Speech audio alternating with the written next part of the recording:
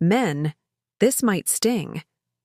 The fastest way to waste 3 prime years is to pick a partner based on age alone, chasing the buzz of younger or the comfort of same age, and ignore the hidden trade-offs. I'm not here to scold you. I'm here to save you time, money, and energy you can't win back. Because the deal you think you're getting is almost never the deal you're actually signing. Beat. There's a difference between chemistry and compatibility, and age is a poor proxy for both. Quick note before we go deeper. We're discussing behaviors in unhealthy dynamics, not generalizing to everyone. Use this to spot patterns, set boundaries, and choose healthy relationships. Here's the real thesis most guys don't want to say out loud. Younger often feels like adrenaline. Same age often feels like clarity. Adrenaline is intoxicating in the short term. Clarity compounds in the long term.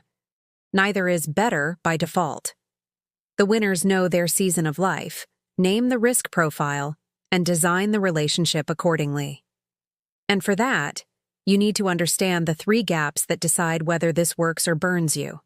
The stage gap, the power gap, and the time horizon gap. If you remember nothing else, remember those. Stage gap is life, how your weeks actually look. Work rhythms, sleep times, ambitions, friend circles, debt, family responsibilities, coping skills. Power gap is influence. Who steers decisions because they have more money, clout, dating options, social confidence, or life experience. Time horizon gap is calendar pressure. How quickly each of you wants to move on milestones. Exclusivity, cohabitation, marriage, kids, travel, career pivots. When these 3 align, you can date younger or same age and thrive. When they don't, you'll pay in friction, resentment, or feeling like a parent, a project, or an ATM. Let's get concrete with a story. Marco was 34, successful in product design, running marathons on weekends. He met Tessa, 24, a new grad with a bright smile and a social calendar that looked like a music festival poster. It started electric. She adored his steadiness. He loved her curiosity. 3 months in, Marco realized he was booking restaurants, paying for last-minute trips, coaching her through job interviews, and doing all the emotional labor when plans went sideways. She called him her rock, which felt good until rock also meant default planner, backup wallet, emergency therapist. What looked like romance was the mentorship trap. It wasn't malicious. It was a stage gap. He was in systems and routines. She was in exploration. Lower. They cared about each other. But the dynamic pulled them into teacher-student, not peers. By month 10, he felt old. By month 12, she felt controlled. They parted kindly, exhausted. Here's where most men get blindsided. The behaviors that feel flattering at first. You're so mature, I feel safe with you, can morph into imbalance you didn't intend to create. And imbalance breeds one of 2 responses: resentment from the giver or guilt from the receiver. In the mentorship trap, the older partner thinks, if I give more, the dynamic will even out. It rarely does. In fact, any improvement puts the younger partner on a learning curve that often carries them past you. Not because you did anything wrong, because growth changes attraction patterns. You can be proud of them and still recognize the relational contract quietly expired. Now, flip it. Same-age dating can hide a different trap, the timeline pressure flip. Meet Aaron and Jake, both 29, both serious about their careers. Their connection was easy. Inside jokes, comparable incomes, Sunday hikes. But at 6 months, they hit the time horizon gap. Aaron wanted clarity. Are we building toward marriage in the next 2 years? If not, I want to know now. Jake wanted to keep building his startup before taking on a mortgage or planning a wedding.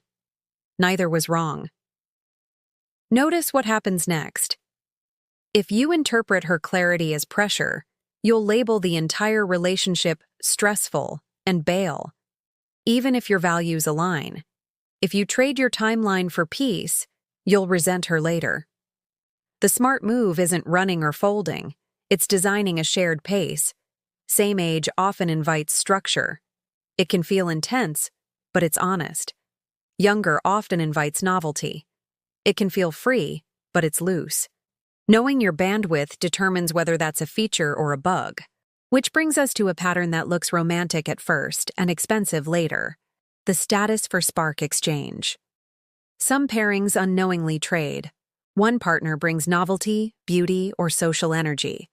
The other brings status, stability, or access. Early on, both get a high, but exchanges have price tags. The perceived higher status partner starts feeling like a sponsor. The spark partner starts feeling like a mascot.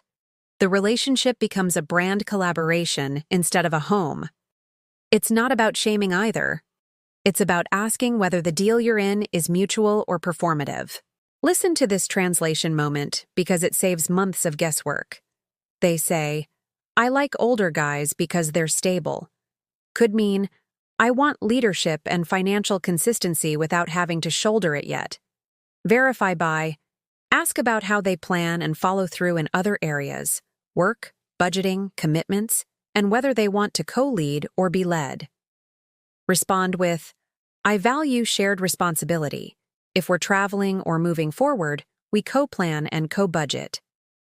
Hold that thought, because the real test shows up in your social circles.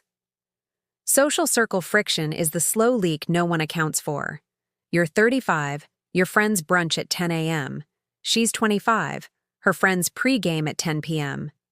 Neither is wrong, but one of you starts living jet-lagged. You can adapt for a season. Long-term, someone's life gets quieter, and the other's gets smaller. You'll either resent missing your running club because you're recovering from 2 a.m. goodbyes, or she'll feel punished for wanting to dance on a Saturday. That's not about age, it's about lifestyle pacing. If you're dating younger, you protect the relationship by designing an overlap. 2 nights a week are couple pace, 1 night each is friend pace, and the rest are flexible. If you're dating same age, you guard against the roommate rut. Too much overlap, not enough polarity. Schedule novelty or you'll slide into parallel lives. Let's add a second micro-story. Dev, 32, and Mina, 32, met in a co-working space. Same age, same memes, both had their own apartments. It was effortless until it wasn't. They slid into what I call the competent stalemate. Both were independent. Neither wanted to be needy. Dates turned into task sharing. Love became project management. When conflict hit, they were polite, not vulnerable. "We're so compatible" was code for "we're so conflict avoidant." How did they fix it? They built tension by design, took turns planning, made explicit bids for intimacy, and scheduled check-ins with one hard question: "What did you hold back this week and why?" Same-age harmony is comfortable. Comfort can flatten attraction. You fight that by alternating leadership and bringing deliberate edges back in. Another pattern: the insecurity echo. Age gaps can trigger it on both sides. The older partner fears being replaced by novelty as time passes. The younger partner fears being measured against a standard of maturity they'll never fully meet. Sneaky behaviors show up: testing, subtle control, overcompensation. Jealousy can mask as care. If you don't name it early, you'll start performing. He flexes achievements. She proves loyalty. Now you're auditioning for each other instead of attaching to each other. A healthy pair faces the echo, not each other. Here's a second translation moment to keep in your pocket. They say, "Age is just a number." Could mean, "I haven't thought through life stage differences," or "I'm avoiding a hard conversation about power." Verify by, bring up scheduling, money, and milestones, and note whether they get defensive or collaborative. Respond with, "If age is just a number, then let's be clear about expectations, pace, finances, and decision-making, so neither of us feels sidelined." Hold up, because the next pattern looks like care but acts like control, parentification. In some dynamics, especially with a stage gap, the older partner becomes a caretaker. You're solving, soothing, structuring. It feels noble at first, then heavy. On the other side, with same-age pairs, you can fall into the sibling split, bickering over chores, canceling dates for errands, intimacy slowly replaced by logistics. Both are avoidable if you design roles intentionally. We're peers, not parent-child. We're lovers, not roommates. Say it, then live it. Let's talk briefly about why these patterns hit so hard. Research suggests that large age gap couples can face more social friction and differing expectations, which correlates with lower satisfaction for some, not all. Evolutionary psychology would tell you certain traits are attractive because they signal resources or vitality. But we live in a time where individual paths vary wildly, so the old scripts don't fit neatly. What actually predicts success isn't age, it's alignment on values, proactive communication, and how you repair after conflict. The deeper mechanism is congruence. Is who you are on Tuesday compatible with who they are on Tuesday? Is the person you're becoming compatible with the person they want to become? If yes, your ages fade into the background. If no, your ages become the excuse you'll use at the end. Microstory 3. Ken, 37, led a sales team, up at 6 a.m. Lila, 28, was a photographer with late-night edits and global shoots. Chemistry? Off the charts. First road trip, he packed itineraries, she wanted detours. It looked like spontaneity versus rigidity. The truth, both were protecting their livelihoods. They built a structure. 48-hour trips were hers to free flow. Week-long trips were his to plan. They negotiated bedtime overlap and a weekly mid-morning date. Their ages didn't change. Their agreements did. That's what partnership looks like. Flexible spine, firm boundaries. Here's the part nobody tells you. The body keeps receipts. If your relationship regularly violates your sleep, drains your bank account, or keeps you in a low-grade anxious state, your nervous system will start to associate the person you love with stress instead of safety. Over time, attraction erodes not because they're less attractive, but because your body is tired. So, before you argue about age, audit your body's data. After a weekend together, do you feel restored or stretched thin? That's the stage gap talking. Now, let's make this practical. If you're debating younger versus same age, start with a stage map. Not a romantic list, an operational one. Where are you in your career arc? How do you spend evenings?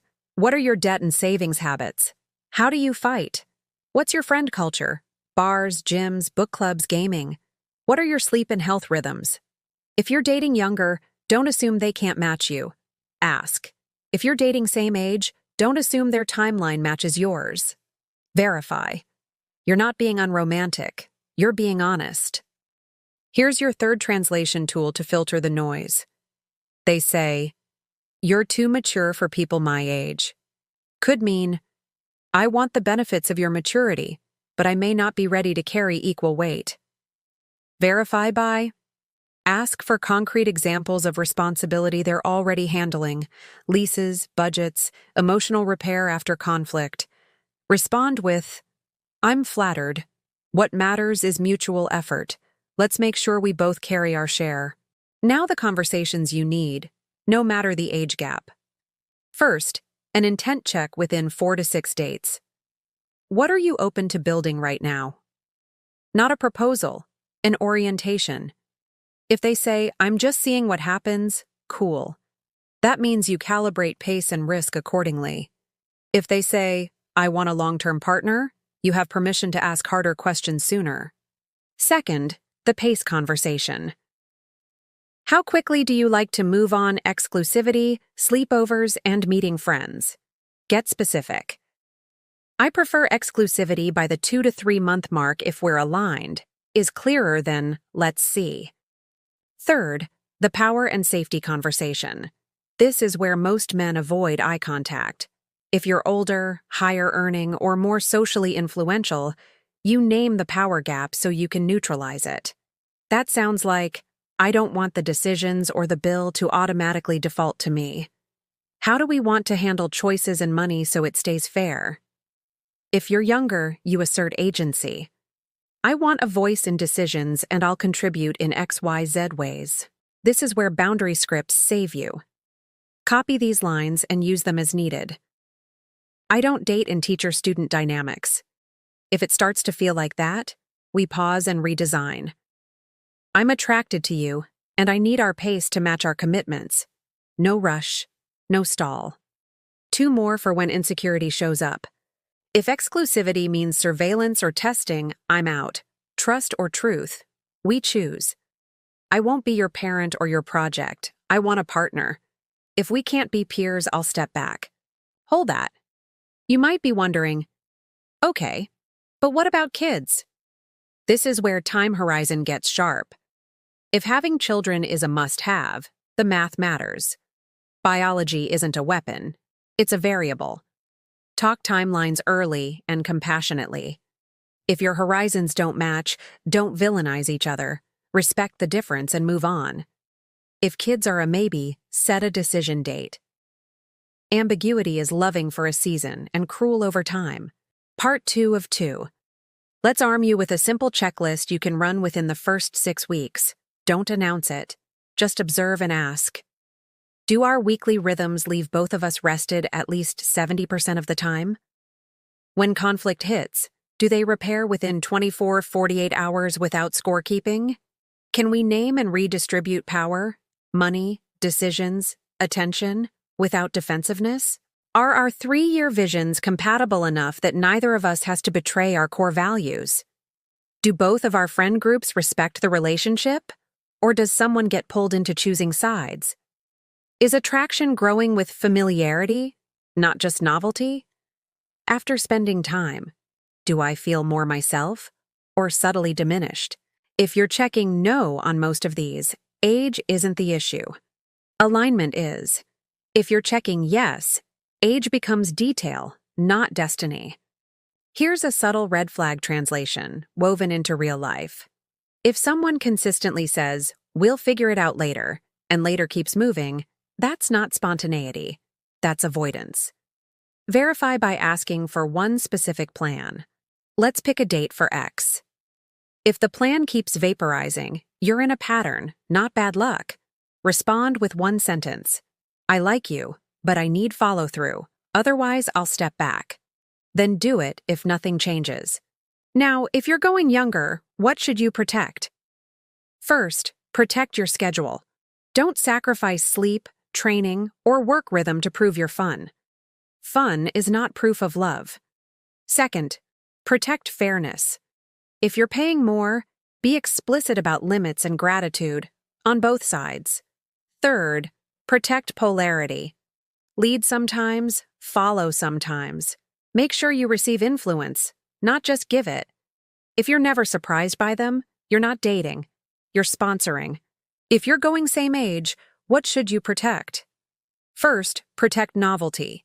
Create experiences outside routines. Second, protect pace clarity. Same-age couples often assume mutual understanding, then collide at the timeline. Be explicit. Third, protect playful tension. Don't let competence turn you into co-CEOs running a household. Flirt. Tease. Make dates that don't involve errands. Here's a calibrated move almost no one makes. The 60-day alignment test. At 2 months, suggest a mini review over coffee. Ask 3 questions. What feels easy? What feels forced? Where should we slow down or speed up? You're not auditioning, you're designing. If the conversation turns into a debate or a performance, take that data seriously. And because we like to ignore money until it's loud, address it early. No shaming, just clarity. If you're older and earn more, you can choose to invest more, but you must choose it consciously, not resentfully. If you're younger, you can contribute in real ways that aren't always cash. Planning, cooking, creativity, social energy, logistics. The key is explicit trade, not unspoken terms. Hidden deals burden love. You might be thinking, this is a lot for a relationship. You're right. Love is simple. Partnership is architecture. One more mental model. 2 operating systems. You and your partner are like phones running different OS versions. If the app, the relationship, keeps crashing, you don't blame the phone. You update the OS or choose devices that talk to each other. Age is just one version difference. The real work is integration. I want to reframe your identity here. You're not a man who can pull younger. You're not a man who plays it safe with same age. You're a builder. Builders choose alignment over applause, structure over impulse, and growth over ego. Builders don't chase validation. They design ecosystems where both people flourish.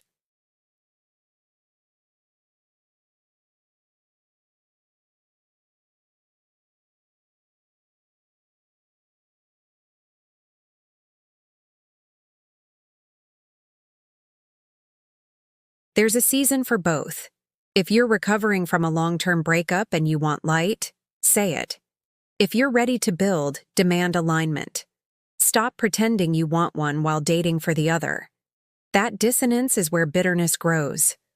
Before we close, a few more phrases you can keep in your pocket for real conversations.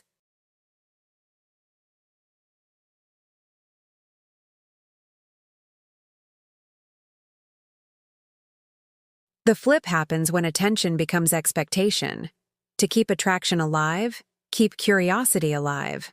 Ask better questions. What scares you about getting what you want? What version of yourself are you outgrowing? Support the answers even when they're inconvenient for you. That's love, not logistics.